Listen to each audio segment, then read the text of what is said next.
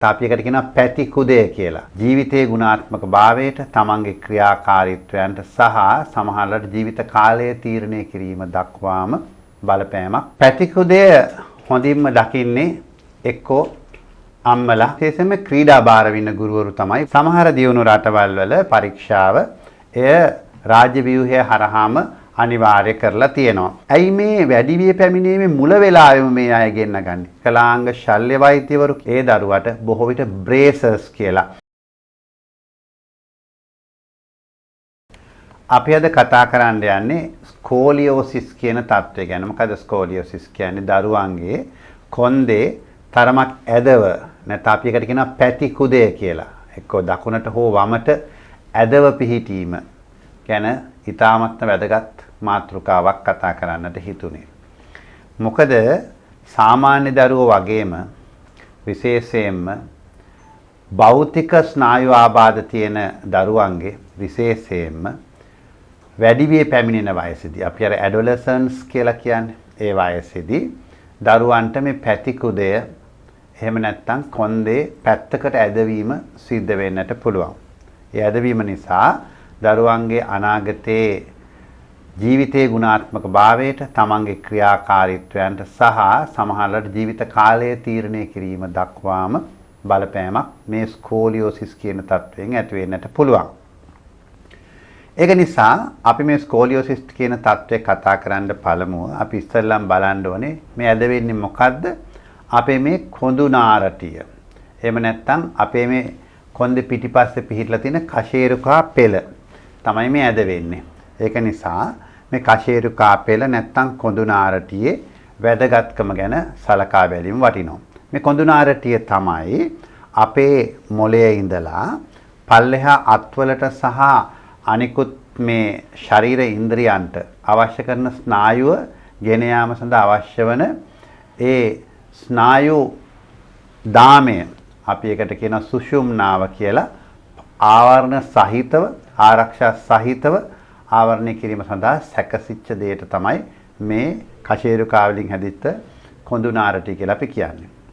ක්‍රියාකාරීත්වයේදී ඇත්තටම ඒ මොළයටත් ඒ වගේම අනිකුත් අභ්‍යන්තර ඉන්ද්‍රීන්ටත් ආරක්ෂාව සලසන ඊ타ත්ම දායකත්වයක් සලසන දෙයක් හැටියට තමයි නැත්නම් ඉන්ද්‍රියක් හැටියට තමයි කොඳු නාරටි අපි සලකන්නේ. ඒ වගේම තමයි අපේ නැවෙනකොට සහ පැත්තට ඉස්සරහට ඒ කියන ආකාරයේ ක්‍රියාකාරීත්වය සඳහා විශේෂයෙන්ම ඊටා වැදගත් කාර්යභාරයක් මේ කොඳු නාරටිය සලසනවා. කොඳු නාරටිය හැදිලා තියෙන්නේ බෙල්ලේ තියෙනවා කශේරුකා 7ක්. ඊට පස්සේ අපේ උරසේ තියෙනවා තව කශේරුකා 12ක්. උරස් කොටසට පහලින් ලම්බ කියලා අපි කියනවා. ඒ කියන්නේ මේ උදරයේ පසුපසට වෙන්න තව කශේරුකා 5කුත්. ඊට පල්ලෙහෙන් අපි අර ටේල් බෝන් එහෙම නැත්නම් සේක්‍රම් කියලා අපි කියනවා. ඒ තියෙන්නේ කශේරුකා 5ක් එකතු වෙලා තනි කශේරුකාවක් බවට පත් වෙච්ච ඊට පල්ලෙහෙන් තියෙන කොටස. එතකොට මේ සියල්ලම එකතු කරපුවාම ඒ තුලින් තමයි මේ කියන කශේරුකාව එහෙමත් නැත්නම් කොඳු නාරටිය මේ විදිහට හැදිලා තියෙන්නේ. ඒ වගේම තමයි මේ කශේරුකා අතර ඒ කොඳු නාරටියේ කශේරුකා අතරට පිහිටනවා කාටිලේජ් තැටියක්. ඒකට අපි ඩිස්ක් කියලා කියන්නේ vertebral disc කියලා. ඇයි මේ විදිහට කාටිලේජ් තැටියක් තියෙන්නේ? ඒක නිසා තමයි අපිට මේ විදිහට හැරෙන්න දෙපැත්තට පුළුවන් වෙන්න අවශ්‍ය කරන ඒ ෆ්ලෙක්සිබිලිටි එක. එහෙම නැත්නම් ඒ නැවීමේ හැකියාව අපිට හොඳින් ලැබෙන්නේ අන්න ඒ තියෙන ඩිස්ක් එහෙමත් නැත්නම් ඒ තියෙන කාටිලේජ් කොටස නිසා බව තේරුම් ගන්න ඕනේ. දැන් අපි දැනගන්නට අවශ්‍යයි මේ පැතිකුදය කියන්නේ කුමක්ද කියලා. සාමාන්‍ය කොඳු නාරටිය තියෙන්නේ කෙලින්නේ. එතකොට මේ ඇදවීම සිද්ධ වෙනවා. අන්නේ ඇදවීම අපි මනිනවා. ඒක මනිනවා කොබ්ස් ඇන්ගල්. එහෙම නැත්නම් කොබ්ස්ගේ ආනතිය කියලා. මෙහෙම අපි එක්ස්රේ පටේ ඒකේ අපිට මැනීමේ ක්‍රමයක් තියෙනවා. අන්න ඒ ආනතිය අංශක 10ක් දක්වා අපි සාමාන්‍යයෙන් පැතිකුදේ හැටියට සලකන්නේ. සාමාන්‍ය ඉන්න අයගෙන් 10 දෙනෙක්ගේ එක්කෙනෙකුට. එහෙම නැත්නම් 10%කට විතර අපි එකට කියනවා යම්කිසි අසමමිතියක් මේ ස්නායු නැත්නම් මේ තියෙන කශේරුකාවේ තිබිය හැකි කියලා. නමුත් 10% ඉක්මවලා ඒකේ ඇදවීම තියෙනවා නම් අපි එතකොට අපි කියනවා මේකට පැතිකුදේ කියලා. 10 ඉඳලා 25 විතර වෙනකන් අපි කියනවා ඊටමත් මද වශයෙන් නැත්නම් මයිල්ඩ් ප්‍රමාණයෙන් පැතිකුදේ තියෙනවා කියලා. අංශක 25 ඉඳලා අංශක 40 දක්වා පමණ 50 දක්වා පමණ අපි මොඩරේට් නැත්නම් තරමක මධ්‍යස්ථ පැතිකුදයක් තියෙනවා කියලා සලකනවා. ඒ වගේම තමයි මේ ඇදය අංශක 50 ඉක්මවලා ගොඩාක් ඇද වෙලා ඉන්න කෙනෙක් නම් ඒ පුද්ගලයාගේ CVA එහෙම නැත්නම් ඊටාත්ම ඉහළම මට්ටමේ පැතිකුදේ තියෙනවා හැටියට මේ අංශක ගාන අනුව සලකනවා.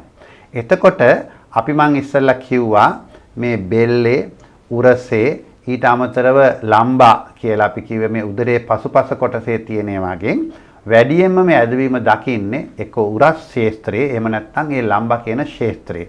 ඒකෙනොත් වැඩියෙන්ම සලකන්නේ දකුණු පැත්තට ඇදවෙච්ච උරස් කියන ඇදවීම තමයි වැඩියෙන්ම ඇදවීම දකින්නේ. සමහරවිට තනි ඇදයක් තියෙන්නත් පුළුවන්, සමහරවිට ඇදවීම් දෙකක් තියෙන්නටත් පුළුවන්. මෙන්න මේ විදිහට තමයි පැතිකුදය දරුවන්ගේ අපි දකින්නේ. පැතිකුදය හොඳින්ම දකින්නේ එක්කෝ අම්මලා එහෙම නැත්නම් ගුරුවරු වෙන්න පුළුවන්. විශේෂයෙන්ම ක්‍රීඩා බාර වෙන ගුරුවරු තමයි බොහෝ විට පැතිකුදේ දකින්නේ දරුවන්ගේ. මොකද ක්‍රීඩා කරනකොට එයාගේ නාමශීලීභාවය සහ ක්‍රියාකාරීත්වය පරීක්ෂා කිරීමේදී මේක අහු වෙනවා. සමහර දියුණු රටවල් වල පැතිකුදේ පරීක්ෂාව එය රාජ්‍ය ව්‍යුහය හරහාම අනිවාර්ය කරලා තියෙනවා. අපි ගත්තොත් එහෙම සමහර රටවල් වල ගැහැණු දරුවෝ තරමක් ඉක්මනින් වැඩි වී පැමිණෙන නිසා එයාගේ අවුරුදු 10 11 කියන්නේ ලංකාවේ විදිහට නම් 5 පන්ති 6 පන්තියේදී එයාගේ පැතිකුදේ තියෙනවද කියලා නිල වශයෙන් බලනවා. පිරිමි දරුවන්ගිට අවුරුද්දක් විතර ගිහිල්ලා කියන්නේ 11 12 කියන වසරේදී කියන්නේ 6 7 පන්ති වලදී ඒ අයට පැතිකුදේ තියෙනවද කියලා විශේෂයෙන් නිරීක්ෂණය කිරීමක් කරනවා. පැතිකුදේ තියෙනවද කියලා අපි දැනගන්නේ කොහොමද? ඒ සඳහා කරුණු කිහිපයක් තියෙනවා. පළවෙනි කාරණේ ඒ තමයි ඒ දරුවා මෙහෙම කෙලින් හිටගත්තාම ඒ දරුවාගේ මුහුණ අපි තමන්ගේ උරස් කුහරයෙන් ඉදිරියට හරි මැදින් ඉරක් ඇන්දොත් ඔළුව පොඩ්ඩක් පැත්තකට වාගේ ගිහිල්ලා පිහිටනවා නම් ඒ අසමමිතිකව පිහිටනවා නම් ඒක පැතිකුදේ සැක කිරීම සඳහා තියෙන පළවෙනිම කාරණය. දෙවෙනි කාරණේ හැටියට අපි දකිනවා ඒ දරුවා ගේ මෙන්න මේ උරහිස් දෙකෙන් එකක් මෙහෙම ඉස්සිලා වාගේ පිහිටීමක් තියෙනවා නම් ඒකත් ඊටමත් වැදගත් සාධකයක්. අපි සමහරලාවට කමිසයක් ඊටත් වඩා උඩින් ටී-ෂර්ට් එකක් වාගේ ඇඳුමක් දාගෙන ඉන්නකොට එහි රැලි වලිනුත් මේ අසමමිතිය පේනවා වෙන්නට පුළුවන්. මේක තුන්වෙනි කාරණේ හැටියට සලකනවා. එතකොට අපිට හිතෙනවා කොඳුනාරටියේ මේකේ ඇදයක් තියෙනවද කියලා. ඊළඟට අපිට කරන්න පුළුවන් දේ තමයි දරුවා අනිත් පැත්ත හරවලා පිටිපස්සෙන් බලනකොට මේ පිටිපස්සේ මම අත උස්සනකොට මේ පිටිපස්සේ තියෙනවා shoulder blade. එහෙම නැත්නම් අපගේ ඒ උරස් අස්තිය. අන්නේ අස්තිය එකක් වැඩිපුර ඉලිප්පී පේනවා නම් ඒ කියන්නේ අසමමිතියක් ගැන අපිට සැක කිරීම පැහැදිලිවම සිද්ධ වෙනවා. ඒ වගේම තමයි පැහැදිලිවම උරස නැත්නම් කොඳුනාරට දිහා බලපුවම කොඳුනාරට එක පැත්තකට සමමිතියෙන් තොරව පවතිනවා වගේ අපිට පේනවනම් ඒකත් එක කාරණයක් බවට පත් වෙනවා. ඒ වගේම තමයි ඊට පල්ලෙහාට ගිහිල්ලා මේ පල්ලෙහා තියෙන අපි කියන මේ උරස් අස්තිය එය එක පැත්තක් ඉහළට වාගේ තියෙනවනේ ඒකත් එක කාරණයක් අපිට සැක කරන්නට මේ දරුවාගේ මේ තියෙන ස්කෝලියෝසිස් එහෙම නැත්නම් පැතිකුදේ තියෙනවද කියලා. ඊට පස්සේ කරන්න පුළුවන් දේ තමයි ඒ කාරණා හය බැලුවට පස්සේ දරුවා ඉදිරියට නැවෙන්න කියලා අපි කියනවා. ඉදිරියට නැවෙන එකට අපි කියන්නේ Adams forward bend test කියලා.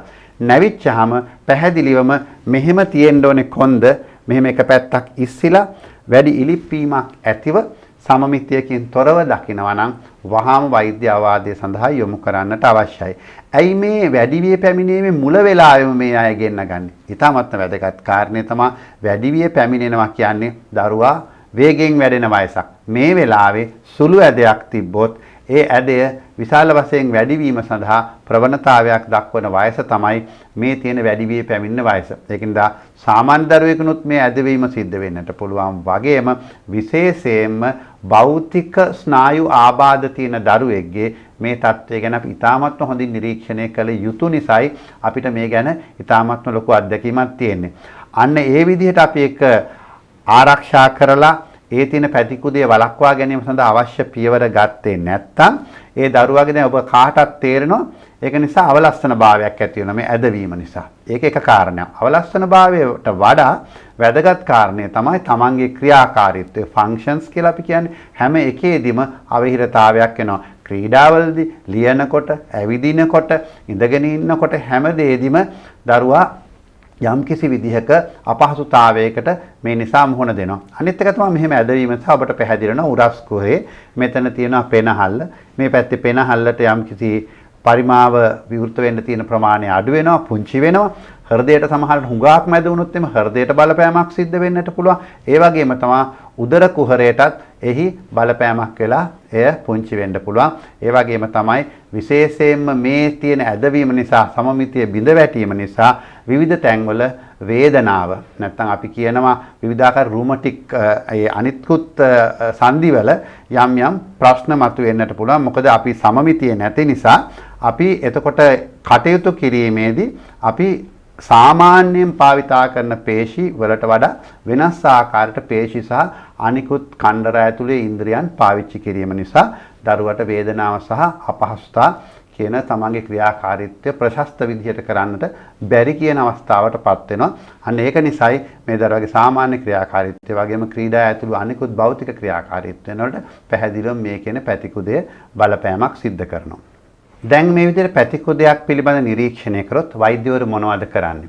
වෛද්‍යවරුන්ට මේ සඳහා කරන්න පුළුවන් කාර්යභාරයන් 4ක් ගැන කතා කරගමු. පළවෙනි දේ තමයි අර කොබ්ස් ඇන්ගල් එක කියන එක. නැත්නම් කොබ්ස් ආනතිය 10%ට වඩා අඩු නම් අපි ඒ දරුවට එතරම් කලබල වෙන්නට අවශ්‍ය නැහැ කියන එක තමයි බොහෝ විට කියන්නේ. අවශ්‍ය සමහර ලාවට අවශ්‍ය කරන උපදෙස් කිහිපයක් වෛද්‍යවරු දෙන්නට පුළුවන්. හැබැයි ඒ 10%ට වඩා ඉක්මවා ගිහිල්ලා තියෙනවා නම් ඒ දරුවා අපි කියනවා ඒ කොඳුනාරටිය පිළිබඳවම විශේෂඥ භාවයක් ලැබපු ස්පයින් සර්ජන්ස්ලා නැත්නම් ඕර්තොපෙඩික් සර්ජන්ලා විකලාංග ශල්‍ය වෛද්‍යවරු කියන්නේ ඒ අය ඒ දරුවව නිරතුරුව යම්කිසි කාල පරිච්ඡේදයක් ඇතුව නිරීක්ෂණය කරමින් ඒ සඳහා අවශ්‍ය කරන එක්ස්රේ පරීක්ෂණ කරමින් මේ ප්‍රමාණය වැඩි වෙනවද කියලා නිරීක්ෂණයක් කරනවා. හැබැයි මේක එක්තරා මට්ටමක් ඉක්මවා ගිහිල්ලා නම් ඒ කියන්නේ අපි කියන අර අංශක ගාන 25 විතර පැනලා ගිහිල්ලා නම් ඒ දරුවට බොහෝ විට බ්‍රේසර්ස් කියලා අපි ටිකක් ඍජු තද ඇඳුමක් ඇඳවීමක් සිද්ධ කරනවා. මේකට කියන්නේ බ්‍රේසර්ස් කියලා. අන්න ඒ ඇඳුම ඇඳලා ඊට උඩින් තමයි දරුවා තමන්ගේ ඇඳුම් අඳින්නේ. ඉතින් ලංකාව වගේ රටවල ටිකක් මේ අපහසුතාවයක් වෙන්න පුළුවන් විශේෂයෙන් තියෙන රස්නේ ගතියත් එක්ක. හැබැයි කෙසේ නමුත් ඒ සඳහා කරන අද දවසේදී ඒ ආරක්ෂා වෙන විදිහේ වෛද්‍ය තාක්ෂණය තියෙනවා. එවැනි බ්‍රේසර්ස් හොඳින් සකස් කරන්න. ඒ තුලින් අපි මේ කොඳුනාරටට යම් කිසි ඍජු බවක් අරන් දෙනවා මේ ඇදවීම අවම කිරීම සඳහා. ඒ සඳහා අවශ්‍ය කරන තාක්ෂණයක් තියෙනවා. ඒ සඳහා කරන වැඩපිළිවෙලක් තියෙනවා. ඒ බ්‍රේස් එක සමහරවල්ලාට දවසේ නිින්දෙදි විතරක් පාවිච්චි කරනවා වෙන්න පුළුවන්. නැත්නම් සමහරවල්ලාට දවස පුරාම ඇඳගෙන ඉන්න බ්‍රේසස් උත් තියෙනවා. අන්න ඒ ආකාරයට ප්‍රතිකාර කරනවා. ඒ ප්‍රතිකාරයත් කරලා ඒ ඇදවීම නවතර කර ගන්නට බැරි වුණොත් ඒ තාමත් වැඩි තත්වයකටපත් වුණොත් සහ දරුවාගේ වර්ධනය අවධිය අනුව සමහරලාට එය ශල්‍ය කර්මයක් සඳහා යොමු කරනවා වෙන්නට පුළුවන්. විවිධාකාරයේ ශල්‍ය කර්ම තියෙනවා. ඒ සඳහා කොඳුනාරටිය කෙලින් කිරීම සඳහා යම් කිසි විදිහක ටයිටේනියම් එහෙම නැත්නම් කොබෝල්ට් එහෙම නැත්නම් අපි මල නොබැදෙන විශේෂ ලෝහ වර්ග වලින් හැදිච්ච පාටි නැත්නම් රොඩ්ස් කියලා අපි කියනවා. ඒ සකස් කිරීමෙන් එය මේ කොඳුනාරයට සම්බන්ධ කිරීමෙන් ඇදවීම අවම කරන්නටත් තිබ්බ ඇදේ නිවැරදි කර ගන්නටත් අවශ්‍ය කරන ශල්‍ය කර්ම අද ලංකාවේ සිද්ධ වෙනවා.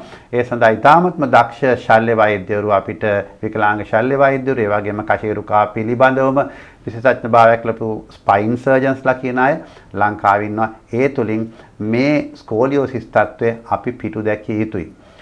කෙසේ නමුත් මෙතනදී කියන්නට අවශ්‍ය මේ පණිවිඩය ඉතාමත්ම වැදගත් වෙන්නේ වැඩි වී පැමිණෙන වයසින් දෙමව්පියන්ටත් ඒ වගේම තමයි ගුරුවරුන්ටත් විශේෂයෙන්ම ක්‍රීඩා භාර ගුරුවරුන්ටත් මේ දැනුම ඉතාමත්ම වැදගත්. දරුවෙක්ගේ කොඳුනාරටි ඇදවීම තවදුරටත් වෙන්නේ නැතුව වළක්වා ගැනීම සඳහා නැත්නම් ස්කෝලියෝසිස් තත්ත්වයේ ඉතාමත්ම කලින් නිරීක්ෂණය කර ගැනීම සඳහා අවශ්‍ය කරන පියවර ගැනීම සඳහා අවශ්‍ය දැනුම ඔබට සම්පාදනය කරන්නට.